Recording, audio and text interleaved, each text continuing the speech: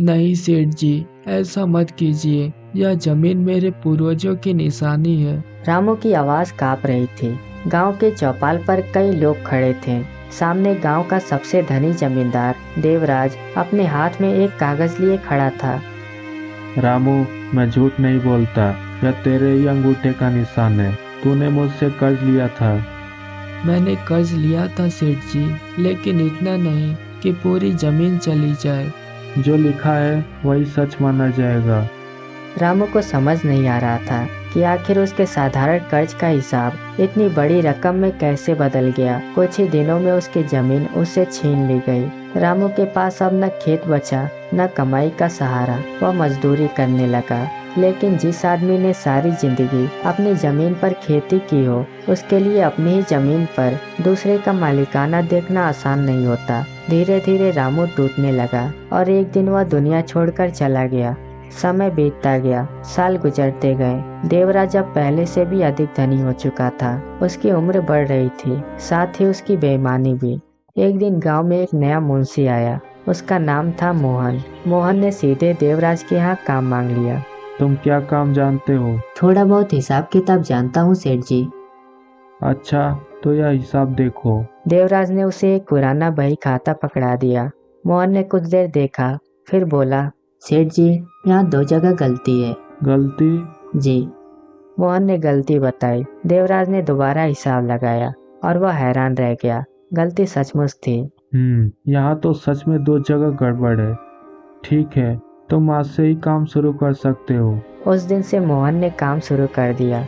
दिन बीतते गए।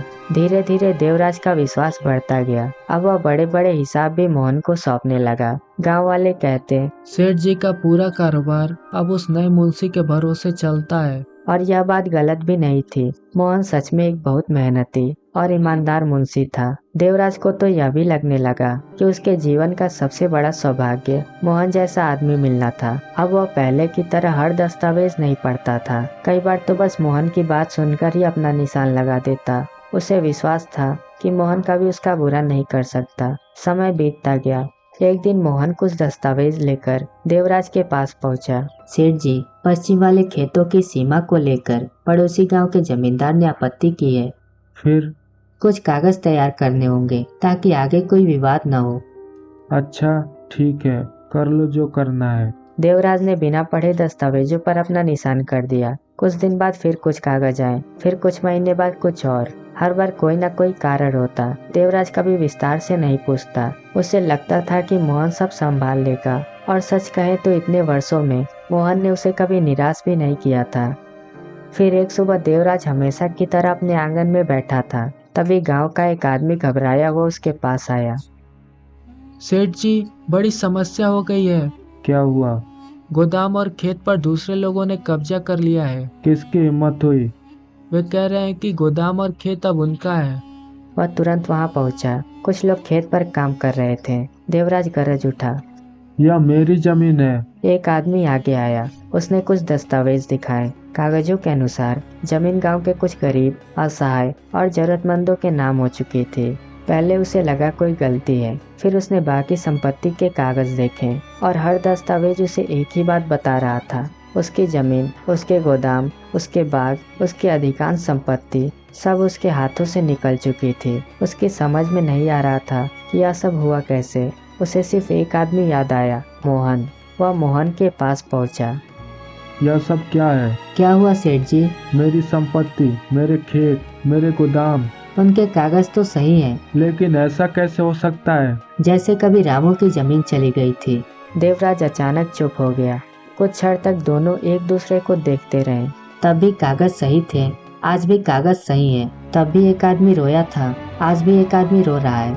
देवराज के माथे पर पसीना आ गया। उसे लगा जैसे कोई पुराना घाव अचानक खुल गया हो। तभी वहाँ एक बूढ़ा व्यक्ति आया। उसकी नजर मोहन पर पड़ी। वह कुछ क्षण तक उसे देखता रहा। तू तो रामू का बेटा है, इतने वर्षों बाद तुझे देखा। देवराज का शरीर जैसे पत्थर बन गया। अब उसे सब समझ आ चुका था। उसे याद आया, वह चौपाल, वह झूठा दस्तावेज, रामू की विनती। देवराज के चेहरे पर सिर्फ पछतावा था, शायद जीवन में पहली बार। तो तुम इतने वर्षों से मैं इंतजार कर रहा था। बदला लेने के लिए? मोहन कुछ क्षण चुप रहा, फिर बोला, नहीं, मैं जानना चाहता था कि आखिर एक कागज किसी इंसान की पूरी जिंदगी कैसे छीन लेता है। और जब समझ गया तब मैंने तुम्हें हराने की कोशिश नहीं की, मैंने बस तुम्हें तुम्हारे ही कर्मों का आईना दिखा दिया। देवराज के पास कोई उत्तर नहीं था, क्योंकि पहली बार उसे अपने ही कर्मों का परिणाम दिखाई दे रहा था।